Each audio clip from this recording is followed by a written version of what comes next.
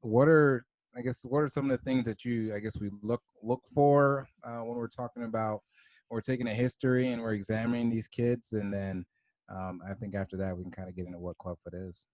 Sure. So, I mean, I will tell you the biggest mistake I made when I first started out my career was when someone referred a patient to me as a clubfoot, I believed them.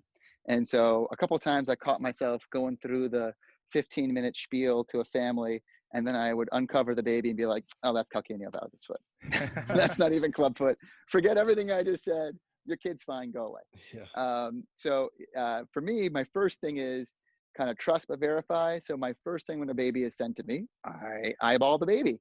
I don't believe them when they say it's clubfoot, because one of my most popular lectures I give regionally here is a lecture that's titled "It's Not All Clubfoot," where I teach them about the different foot deformities, what is clubfoot, what isn't clubfoot, and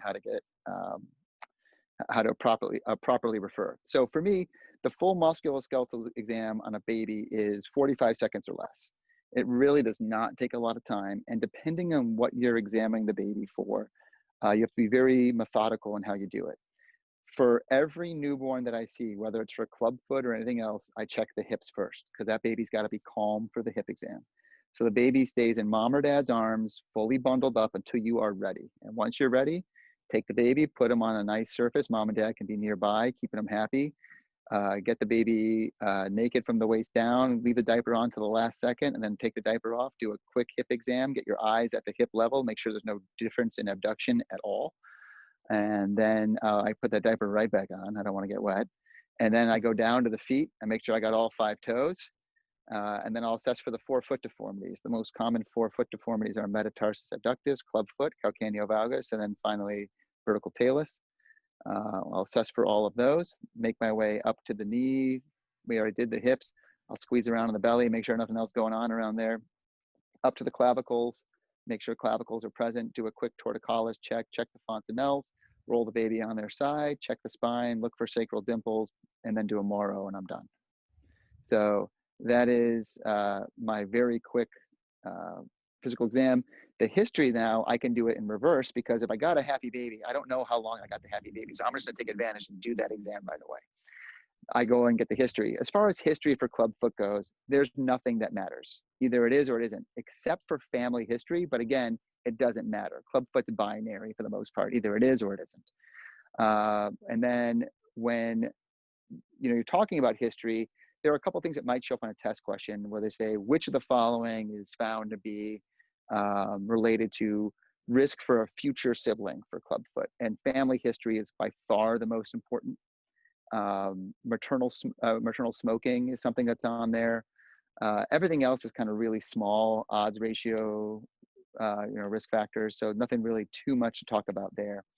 As far as limb length discrepancy and things like that go, there's really not a lot of data looking at clubfoot and acquired limb length differences, with the exception of those that come along with tibia and fibular hemimelias. Beyond that, it's very rare to have a clubfoot be the source of a limb length discrepancy. And for almost all these kids, their neurologic status is normal, grossly speaking. When you look microscopically, some of these kids have a diminutive vessel appearance, and they're going to be, you have a 2-vessel foot, you can have a 1-vessel foot.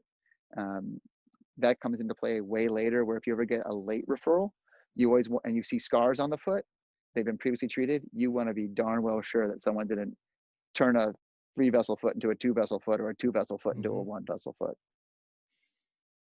Absolutely. Yeah, that's probably good to know before doing any kind of surgery. You got to know what that vascular status is like before getting too far. And I'm actually even glad that you just kind of briefly went through that musculoskeletal exam. I know earlier on in my residency, and I didn't even know that we got consults on babies, and all of a sudden I get a page, and it's a baby that was just born 12 hours ago, and they telling me to come and evaluate them. Something's going on with their knee. I'm like, well, where is he? First of all, I don't even know what floor he's on. But yeah, so that was like one of the things that I had to take some time out and start reading up, like, man, how to even do a full exam on a baby. So They don't Something, teach it to you in books. yeah, I'll tell you yeah. that much. It's something you got to learn by doing, unfortunately. Absolutely, but like you say, the babies, they either they're like not with it, or they can be kind of relaxed for you, and you might get them a little Oh yeah, upset, but Get them they're, while you got them. yeah, you got to I just will keep. tell you that hip exam is such a subtle exam. I've watched people do like Ortolani and Barlow where they're like lifting the baby off the table. And it is just a very subtle, but the Barlow and Ortolani, very subtle movements. And you lose it when you're kind of a little rough on the, when you get like ortho rough. This is not a Brutane exam. Hmm. There's a time and place for Brutane, and it's not in the newborn nursery. Yeah, and they're so small, you don't want to put all that force Yeah, on them. They're so cute, exactly. but